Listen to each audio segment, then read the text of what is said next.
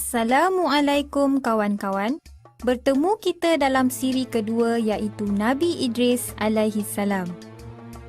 Kawan-kawan yang dikasihi, Nabi Idris alaihi salam adalah rasul selepas Nabi Adam alaihi salam yang diutuskan oleh Allah untuk memberikan peringatan dan petunjuk kepada keturunan Qabil. Ini kerana keturunan Qabil telah banyak melakukan maksiat dan kufur terhadap Allah.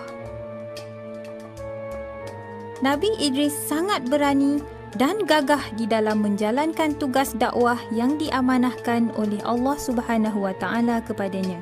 Baginda sangat disanjungi oleh Allah Subhanahu wa taala seperti di dalam firman-Nya iaitu surah Al-Anbiya ayat 85 yang bermaksud, ingatlah kisah-kisah Ismail, Idris dan Zulkifli masing-masing termasuk golongan orang-orang yang sabar.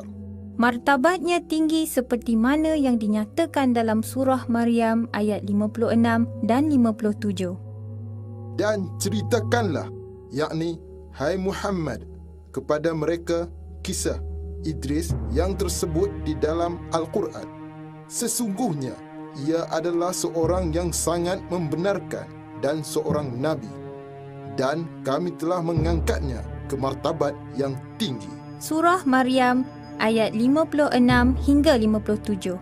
Dalam ayat tersebut, Nabi Idris dipuji oleh Allah Subhanahu wa taala. Baginda disebut sebagai Nabi dan orang yang benar, iaitu As-Siddiq. Nama sebenar baginda ialah Kanuk.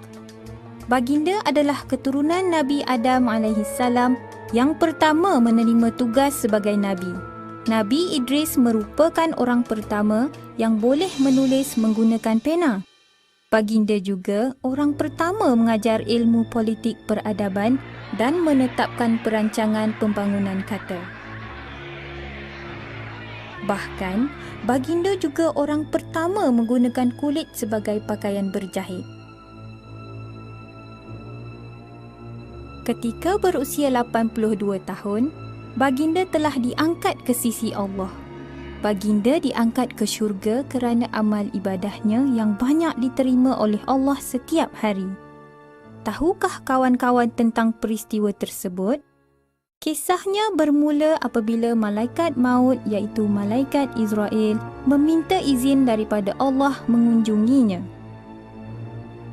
Sepanjang tempoh Nabi Idris alaihi salam didampingi oleh malaikat maut, baginda merasa amat pelik dan hairan kerana melihat pelbagai perkara aneh daripada malaikat maut yang menyerupai seorang lelaki itu.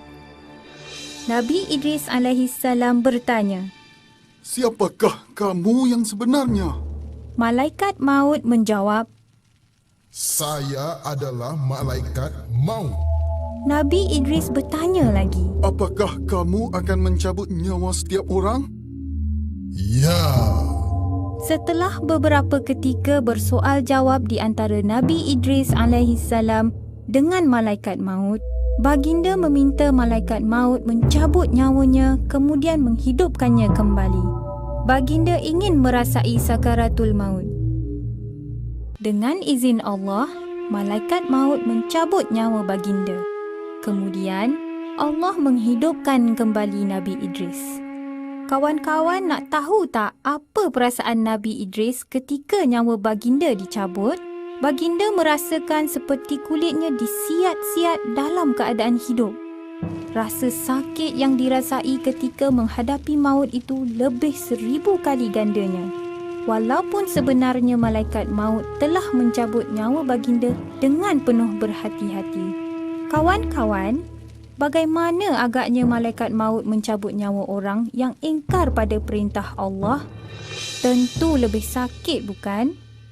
Semasa Nabi Idris alaihi salam dicabut nyawanya buat kali kedua, malaikat maut membawa Nabi Idris alaihi salam meninjau keadaan syurga dan neraka dengan mendapat keizinan daripada Allah Subhanahu wa taala. Namun, semasa di syurga, baginda telah meninggalkan kasutnya di bawah sepohon pokok.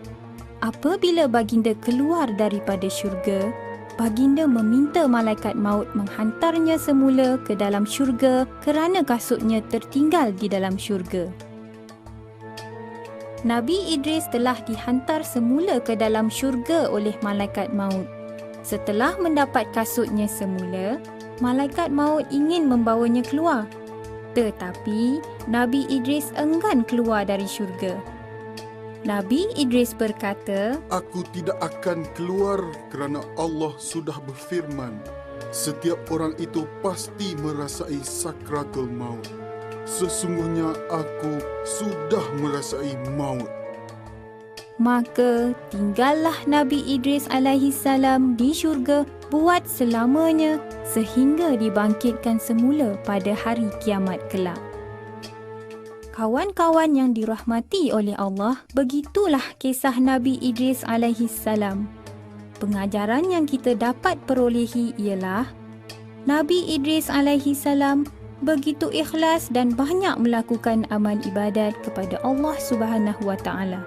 Akhirnya Allah Subhanahu wa taala telah membalas amalannya dengan mengangkatnya ke syurga. Semoga kita semua dapat menghayati sirah Rasul tadi.